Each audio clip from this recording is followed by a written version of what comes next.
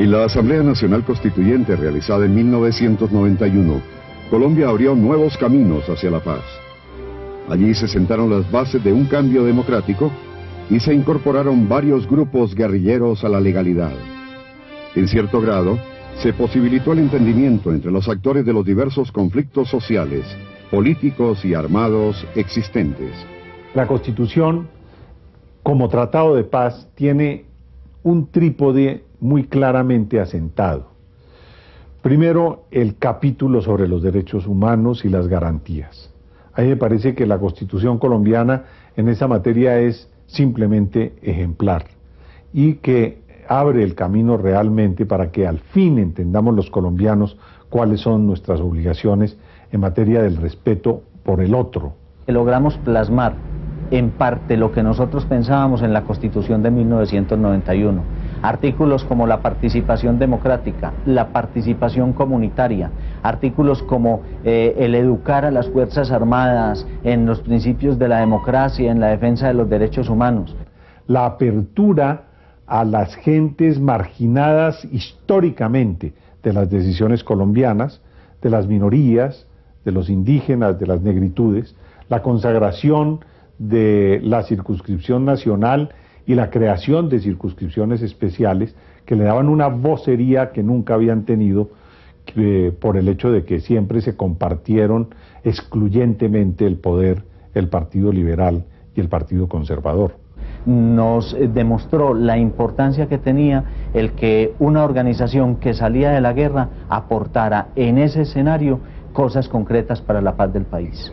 Las negociaciones de paz de ese momento fueron determinantes en el proceso de reforma política. Además, entregaron otras contribuciones en términos de pluralización, credibilidad en las posibilidades de la paz e inicio del proceso de reinserción. Fue creado un Consejo Nacional de Normalización para la aplicación de los pactos de paz, pero el Estado no se incorporó de manera integral al proceso, ni el sector privado se comprometió. Por su parte, la Iglesia mantuvo un acompañamiento en calidad de veeduría moral. Una vez tuve que hacer una observación seria porque se estaba empantanando el proceso por fallas de lado y lado, ¿no? Entonces alguno de los del EPL me dio la ocasión para intervenir, entonces intervine y dije, no, aquí no se trata de regatear cosas para un grupo u otro grupo, sino que estamos discutiendo es algo que importa mucho a la sociedad colombiana, es la paz de Colombia. El entonces consejero de paz y negociador gubernamental evalúa en estos términos el alcance de lo conseguido. Como elemento de construcción de paz hacia el futuro, mostró tres cosas. La primera, que si hay voluntad siempre se encuentra el camino, a pesar de que haya dificultades. En segundo lugar, que la paz es bien negociada, rentable cuando para los grupos que quieren abrirse un espacio en la política y que tienen que renunciar a las armas por razones de la negociación. Y tercero, que independientemente del éxito político que puedan tener esos grupos que se han reinsertado, han hecho una enorme contribución al apaciguamiento de la sociedad y también a encontrar caminos para sectores que habían encontrado como único camino las armas. Estas negociaciones dejaron precedentes importantes, aunque no se vieron exentas de obstáculos para afianzarse. El M-19, el EPL, el PRT, el Quintín Lame ganaron mucho más que cualquier otra guerrilla en América Latina, excepto el sandinismo. Pero desde el punto de vista social y económico, yo creo que no nos fue bien. Y lamentablemente no se ha corregido en la intensidad que se necesita el rumbo y eso genera pues obviamente un espejo para los otros grupos que va a generar desconfianza, poco entusiasmo por la reinserción. El espacio político de la FARC y la UCELN se vio menguado por el marginamiento del proceso de reforma y la pérdida de legitimidad de la lucha armada. Sin embargo, en abril de 1991, la coordinadora guerrillera, ahora reducida a la FARC, la UCELN y la pequeña disidencia del EPL, exigió la reapertura de los diálogos. Una delegación suya entró a la Embajada de Venezuela en Bogotá acompañada de miembros de la Comisión de Paz de la Cámara. La intermediación nuestra no tuvo éxito, pero indirectamente sí, porque les dejamos unos planteamientos, tanto a los de FARC como a los del ELN, y les pedimos que informalmente tuviéramos algunos contactos posteriores, ya rota nuestra intervención oficial. Pues bien, de esos contactos informales y de las inquietudes que les planteamos, resultó lo de Cravo Norte y lo de Caracas. La Asamblea Nacional Constituyente apoyó la propuesta de iniciar un nuevo diálogo y nombró una comisión que, junto con algunos voceros de la sociedad civil, acompañó la reunión realizada en Cravo Norte, Arauca, entre delegados del gobierno y de la insurgencia, en la cual acordaron iniciar los diálogos de Caracas. En la capital venezolana convinieron una agenda, discutieron la posibilidad del cese al fuego y consiguieron aproximaciones en la regulación de algunas conductas.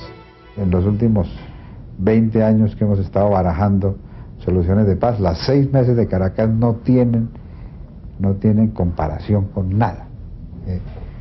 Segundo, me parece que en medio del clima muy difícil en que se desarrollaron las negociaciones, pues una escalada, una transformación política donde la guerrilla quería seguramente tener más espacio, pues me parece que nos ingeniamos para lograr unos resultados importantes que se sostienen. En Caracas se dieron avances notorios. Se sostiene la agenda, por ejemplo. Yo sigo apostando a que no haya agenda distinta a esa.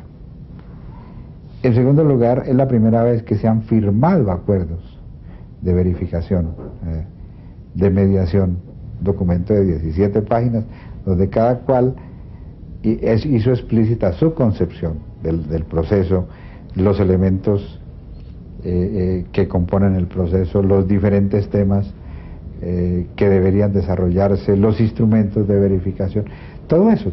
Y cuando uno ya se pone de acuerdo en qué es lo que se va a negociar, cuál es el alcance de lo negociado y cuáles son las dificultades, usted ha avanzado enormemente. Pero ante la persistencia de hechos violentos, se suspendieron las conversaciones. A comienzos de 1992 se reiniciaron los diálogos en Tlaxcala, México. El gobierno, representado por el consejero de paz Horacio Serpa Uribe, insistía en la entrega de los secuestrados, el cese al fuego y la desmovilización guerrillera. Pero a la postre se inició con la discusión del plan económico oficial.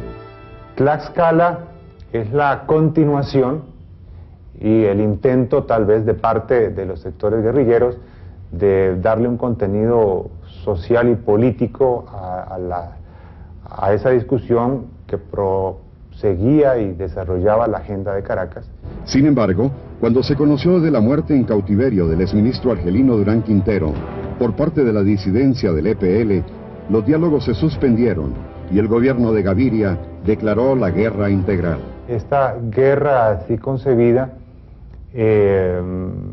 digamos con un respaldo político aparente en los hechos constitucionales, abre una situación que coloca mucho más lejanas las posibilidades de una negociación política con la insurgencia. Es decir, la propia burguesía se aleja del horizonte de la salida política negociada, puesto que las bases políticas, es decir, los acuerdos constitucionales del 91, aparecen como la máxima concesión posible en torno a la democracia. El enfrentamiento crónico prosiguió y sirvió de pretexto para limitar los avances constitucionales. Se mantuvo la anterior legislación de orden público y se recurrió ahora al uso frecuente de la conmoción interior, de manera similar a lo hecho antes con el estado de sitio. La Constitución de 1991 apareció en una buena medida como una respuesta pendular y como un tate quieto al estado de sitio permanente. El intento del constituyente del 91 fue el de regular con espíritu liberal clásico de tal manera la figura que su uso no pudiera ser sino un uso verdaderamente excepcional. Pero eso estaba edificado sobre una premisa, como era la de que el Estado colombiano habría de estar en capacidad hacia el futuro de regular mediante competencias ordinarias de policía los conflictos sociales y políticos que eran habituales en el país. Su tragedia consiste precisamente en que, habiendo asumido como premisa fundamental la paz, se encontró con un escalamiento creciente de la guerra. En el mismo año de 1992, en cumplimiento de un compromiso pactado con el EPL, se conformó la Comisión de Superación de la Violencia para evaluar el impacto regional de los acuerdos de paz y entregar recomendaciones al gobierno. El problema que el gobierno tenía entre manos con la desmovilización del EPL y el Quintín Lame era saber si esa pacificación parcial en algunas regiones tenía probabilidades de consolidarse como una paz regional, por ejemplo en Urabá y en Córdoba, donde era muy fuerte el EPL, o no tenía esas posibilidades. Esta comisión constató que el impacto nacional y regional de la ola de negociaciones de paz al inicio de los años 90 fue innegable, pero según su visión, desaprovechado por el Estado si se tiene en cuenta que no hizo presencia con una estrategia ambiciosa para la reconciliación. No se pensó a largo plazo y se respondió solo en función de determinados compromisos y no con un verdadero proyecto hacia la sociedad. De otra parte, desde 1991 surgió al interior del ELN un sector denominado Corriente de Renovación Socialista, CRS, que se independizó e intentó participar en las conversaciones de Caracas, siendo vetado por el mismo ELN. Cuando la insurgencia, por ejemplo, llegó en un momento y empezó a secuestrar, a extorsionar, a quitarles dinero, entonces ellos prácticamente le vendieron toda esa cantidad de tierra a los narcotraficantes. Y los narcotraficantes, después de la adquisición de esas tierras, de una vez metían los grupos de autodefensa o los grupos paramilitares. Entonces eso generó en todo ese sector de comunidad organizado una situación de conflicto, y la gran mayoría de los asesores y líderes de la Asociación de Agricultores fueron hasta decapitados en la gran mayoría, fueron desaparecidos. Entonces toda esa situación de terror, de miedo en la base social, que era nuestro origen, produjo también en nosotros un impacto en el sentido de que la violencia iba perdiendo como legitimidad y fuerza en la empatía con la gente, en el encuentro con la gente. Entonces, ese fue como el primer, digamos, elemento de reflexión que tuvimos para plantearnos contribuir a la solución negociada del conflicto. En 1993, la CRS instaló un campamento de negociación en Oveja, Sucre, pero los diálogos fueron suspendidos tras el asesinato de dos de sus negociadores, Enrique Buendía y Ricardo González. En 1994 consiguieron la firma de un nuevo pacto de paz con el gobierno nacional.